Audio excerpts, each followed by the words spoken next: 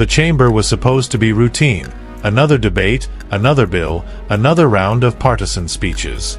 But in a matter of minutes, the air shifted. One congressman tried to paint himself as the champion of law and order. And then, Jasmine Crockett took the microphone. What followed was a mic-drop moment of political history. One that exposed stunning hypocrisy in front of the entire nation. Byron Donalds stood tall, presenting his DC Crimes Act. His voice was firm.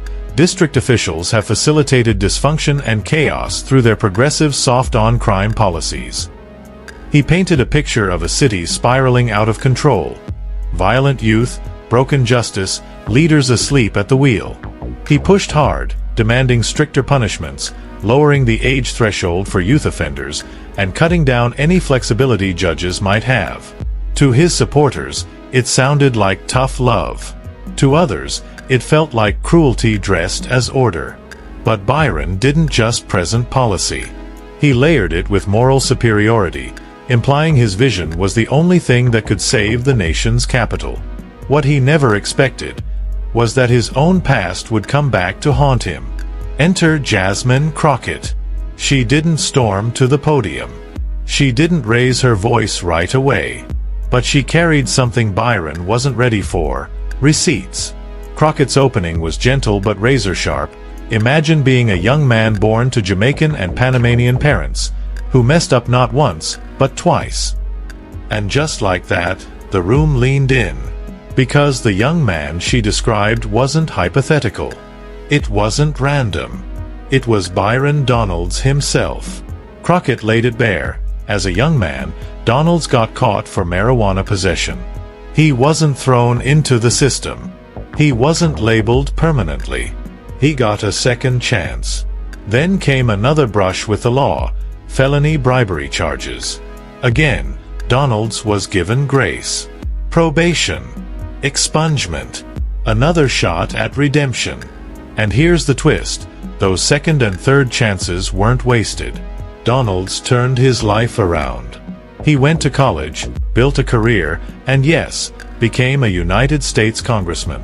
That should have been a story of triumph. But Crockett pointed out the brutal irony. And now he's the face of a bill that would not afford young people in Washington, D.C. the same opportunities afforded to him. The chamber grew tense. This wasn't just about policy anymore. It was about character. Crockett didn't let go. If he had grown up under Donald Trump's America, or under the very DC crime bill he's pushing today, he wouldn't be standing here as a member of Congress. The words landed heavy. The mask of moral superiority was gone. The crowd knew it. Social media would know it. America would know it. And then came the knockout line: opportunities for me, but not for thee. He climbed the ladder of redemption, and now he's yanking it right up from the DC youth. That's not just rhetoric. That's a story people remember.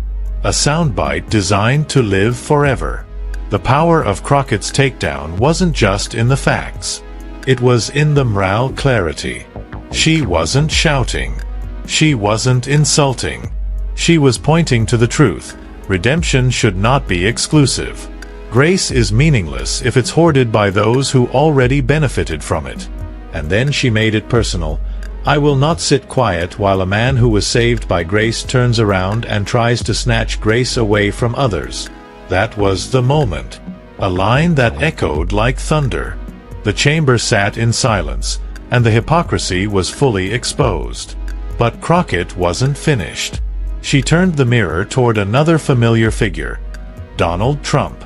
She drew the parallel sharp, and it would be complete hypocrisy to have hypothetically someone convicted of 34 felonies lecture DC on what to do with youthful offenders.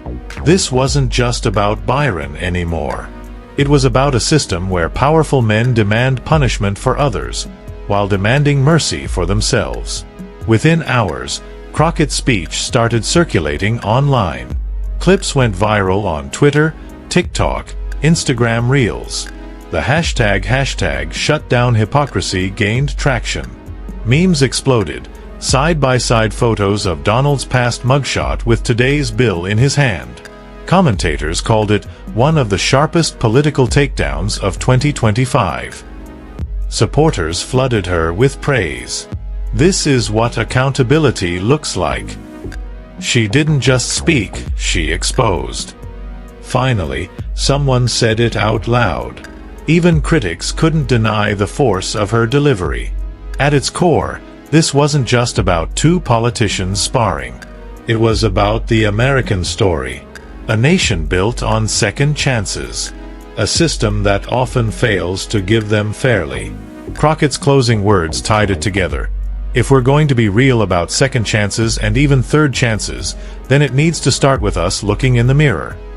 The moral was undeniable. Redemption can't just be a privilege for the few. It has to be a right for the many. So when you see the headlines, don't just read about a bill. Remember the hypocrisy. Remember the ladder pulled away. And remember the woman who had the courage to call it out.